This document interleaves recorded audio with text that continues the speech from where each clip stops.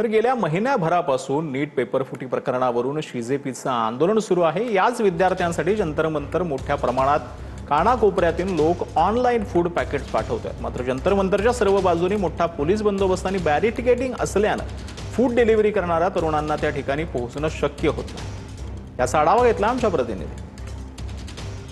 जंतर मंतरवरती तरुणांचं आंदोलन सुरू आहे आणि सर्वात एक महत्त्वाचा प्रश्न आहे की या तरुणांना फंडिंग कोण करतंय किंवा जेवण एवढा वेळ बसताय त्यांना जेवण वगैरे कशा पद्धतीने येते। जशी आंदोलनाची पार्श्वभूमी बदललेली आहे तशीच इथल्या ज्या तरुणांना जेवण येण्याची पद्धत देखील आपण पाहू शकतो की इन्स्टामार्ट, स्विगी, झोमॅटो अशा विविध ऑनलाईन प्लॅटफॉर्मवरून जे आहेत ते थेट जेवण जे आहे ते विविध शहरांमधून थेट जंतर मंतरवरती पाठवलं जात आहे। मित्रा, काय नक्की प्रक्रिया सुरू आहे, कशा पद्धतीने आम्ही मगापासून पाहतोय की स्विगी, झोमॅटो जे ऑनलाईन वेबसाईट आहेत किंवा ऑनलाईन ॲप आहेत त्याच्या माध्यमातून काही काही वस्तू पाठवल्या जात आहेत, नक्की काय सुरू आहे? गेल्या 2 दिवसांपासून मी या गेटवर इथं थांबून आहोत।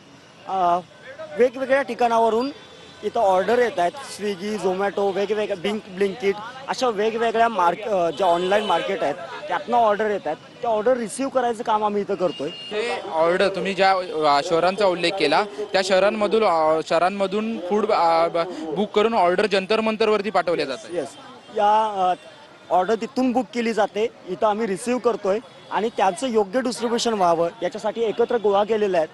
अशाच स्वरूपामध्ये वेगवेगळ्या 3-4 गेटवर हे गोळा केलं जातं आणि पुन्हा आलेल्या सर्व कार्यकर्त्यांना ते दिलं जातं। कॅमेरामन योगेश गुरवसह निवृत्ती बाबर, TV9 मराठी, दिल्ली।